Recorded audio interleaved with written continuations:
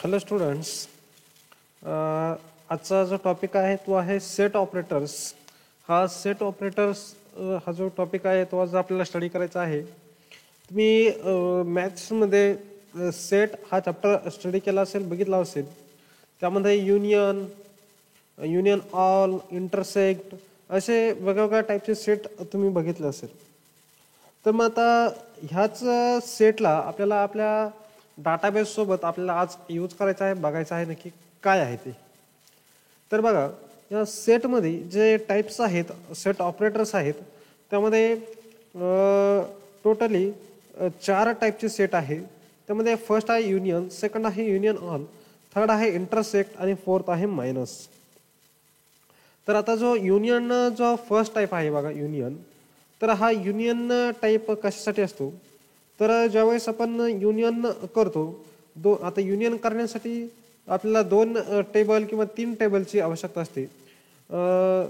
ज्यावेळेस आपण युनियन करतो 2 टेबलचं आपण किंवा 2 टेबलमध्ये 2 कॉलमचं ज्यावेळेस आपण युनियन करतो, तर काय होतं की त्या टेबलमधल्या ज्या व्हॅल्यूज आहेत त्या कंबाईन होतात, परंतु कंबाईन होताना त्यामध्ये ज्या डुप्लिकेट व्हॅल्यूज आहेत त्या या सेटमध्ये येत नाहीत.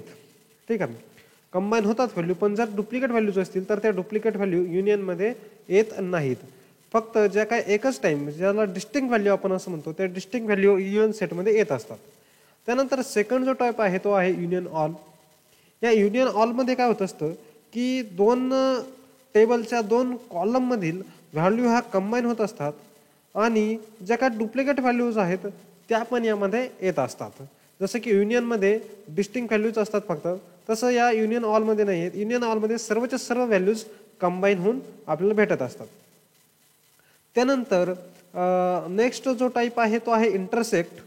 मग आता इंटरसेक्टमध्ये काय होतं की ज्या व्हॅल्यूज या 2 टेबलमधील 2 कॉलममधील सेम आहेत, ठीक आहेत, तेवढ्याच फक्त आपल्याला भेटत असतात. म्हणजे दोन्ही कॉलममध्ये दोन्ही टेबलमध्ये त्या व्हॅल्यूज आहेत.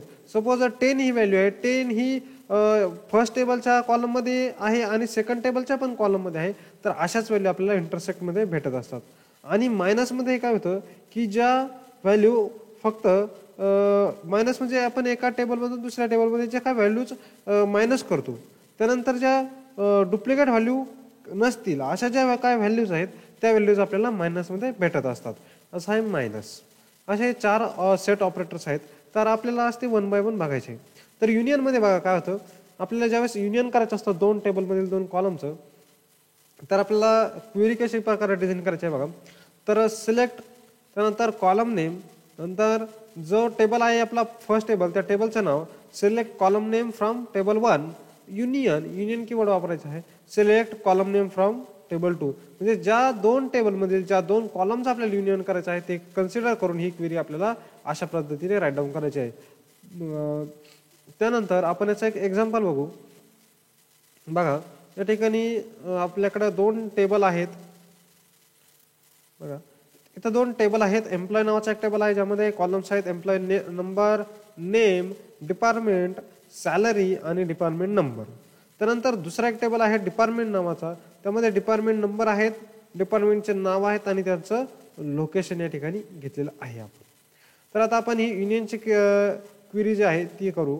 बघा, select department number from EMP, union, select department number from department. Okay, department नावाचं एक टेबल आहे, दोन्हीकडे डिपार्टमेंट नंबर हा एक कॉलम आहे.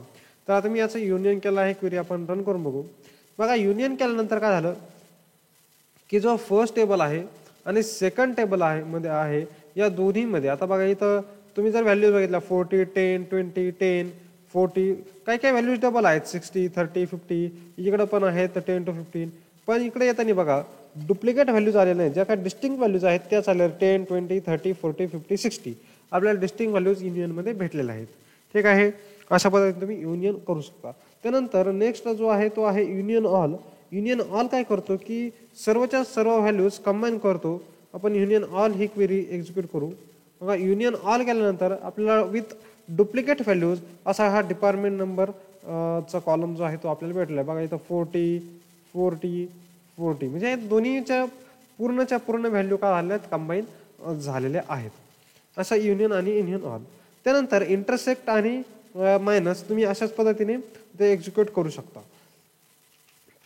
त्यानंतर हे जे सेट ऑपरेटर आहेत ह्या अशा पद्धतीने तुम्ही एक्झिक्यूट करू शकता. त्यानंतर या नेक्स्ट जो कन्सेप्ट आहे तो आहे बिटवीन आणि लाईक. बघा आपण जे याआधी काही लेक्चर्समध्ये जे लॉजिकल ऑपरेटर्स बघितले ते बघा, त्यामधलाच हा एक बिटवीन आणि लाईक हे जे आहे ते आपल्याला बघायचं आहे. तर बिटवीनचा यूज आपण रेंज सर्चिंगसाठी करू शकतो. जर आपल्याला काही रेंजमधल्या व्हॅल्यू जर पाहिजे असेल तर आपण त्यासाठी बिटवीन वापरू शकतो. आणि लाईक आहे तर लाईकला पॅटर्न मॅचिंग असं देखील म्हणतात. पॅटर्न मॅचिंगनी आपण ते काय व्हॅल्यूज फाइंड आउट करू शकतो. एक्झाम्पल बघू आपण, म्हणजे एक्झाम्पलमध्ये तुमच्या ते लक्षात येईल की आपल्याला नक्की काय करायचं आहे ते. बघा आता हे एक एक्झाम्पल आहे. ह्या एक्झाम्पलमध्ये मी काय केलं आहे की एम्प्लॉईचा जो टेबल आहे हा जो पहिले आपण एक एम्प्लॉईचा टेबल घेऊ. बघा हा जो एम्प्लॉईचा टेबल आहे ह्या एम्प्लॉईच्या टेबलमधून मला एम्प्लॉईची सॅलरीचा जो कॉलम आहे तो पाहिजे आणि ज्याची सॅलरी 25,000 ते 35,000च्या मध्ये आहे तर त्यांची पाहिजे. तर मी कशी क्वेरी डिझाईन केली बघा. Select star from EMP where salary between वापरलेला आहे. बिटवीन फर्स्ट जी रेंज आहे ती range lower range and to upper range अशी रेंज या ठिकाणी दिलेली आहे. ठीक आहे. याला रेंज सर्चिंग ऑपरेटर असं देखील म्हणतात. बिटवीनला अशा पद्धतीने तुम्ही करू शकता. आपण जर ही क्वेरी एक्झिक्यूट केली, पण एक्झिक्यूट केलं बघा 25 ते 35,000 मधला ज्यांना पेमेंट आहे सॅलरी आहे त्यांचं मला या ठिकाणी आलेलं आहे. बघा आता जर ही जर ऑब्झर्व केलो आपण मॅन्युअली तर जो 25 to 35 मधला एकच एम्प्लॉय आहे तो आपल्याला 107 एम्प्लॉय नंबरवाला तो आपल्याला या ठिकाणी फाइंड आउट झालेला आहे. ठीक आहे. अशाच पद्धतीने तुम्ही हे करू शकता, रेंज सर्चिंग करू शकता. त्यानंतर जो नेक्स्ट आहे लाईक ऑपरेटर. बघा लाईक, आता बघा जर आपण लाईक ऑपरेटर हा मेनली आपल्याला काही पॅटर्नमध्ये जर व्हॅल्यू सर्च करायचा असला तर आपण ती ह्या लाईकनी करू शकतो. म्हणून त्याला पॅटर्न मॅचिंग ऑपरेटर असं देखील म्हणतात. बघा ज्यावेळेस आपल्याला एखाद्या पॅटर्नमध्ये व्हॅल्यू पाहिजे त्यावेळेस आपण करतो आणि त्याची जी क्वेरी आहे ती आहे अशा पद्धतीने आपल्याला राईट डाऊन करावं लागते. सिलेक्ट स्टार फ्रॉम किंवा आपल्याला जे काही कॉलम्स पाहिजे त्या पद्धतीने आपण करू शकतो. एम्प्लॉय वेअर नेम लाईक आणि या ठिकाणी आपल्याला पॅटर्न आपला डिझाईन करून द्यावा लागतो. ठीक आहे. आता हा पॅटर्न कसा आहे वेगवेगळा ते आपण बघू. ही क्वेरी मी आपल्या टेबलला आपण घेऊ. मग आता ही क्वेरी डिझाईन केली याचं काय होईल की हा जो टेबल आहे एम्प्लॉय नावाचा या मध्ये आपण काय केलं वेअर नेम. आता बघा नेम नावाचा कॉलम कन्सिडर केला आणि लाईक ए आणि त्यानंतर एक मॉड्युलर सिम्बॉल किंवा मॉड्युलर ऑपरेटर हा टाकलेला आहे. आता काय होईल की याचा मिनिंग असा आहे की ज्यांचं नाव एनी सुरू होतं, एनी सुरू होतं म्हणजे फर्स्ट लेटर ज्यांचं ए आहे असे आणि त्यानंतर ए नंतर इथं याचा मिनिंग काय याच्यानंतर कोणतेही तुमचे लेटर्स असतील. ठीक आहे. एनी सुरू होतं अशी सर्व लिस्ट आपल्याला भेटेल. ठीक आहे. बघा आपल्याला भेटेल ए ची लिस्ट सर्व आपल्याला भेटली आहे. ठीक आहे. त्यानंतर सेकंड पॅटर्न आपण डिझाईन करू शकतो. सपोज आता या ठिकाणी फर्स्ट लेटर ए होतं त्यानंतर मी आता जर लास्ट लेटर टाकलं, सपोज आता लास्ट लेटर आहे मी जर टी टाकलं असं टी. ठीक आहे. तर बघा फर्स्टला तुमची स्ट्रिंग काहीही असेल परंतु लास्टला काय पाहिजे ज्यांच्या नावामध्ये लास्टला टी आहे असे मला भेटतील. बघा लास्टला टी व अमित आणि वेदांत शेवटा टी आहे असे नाव मला भेटलेलं आहे. अशा प्रकारे तुम्ही वेगवेगळे पॅटर्न डिझाईन करू शकता.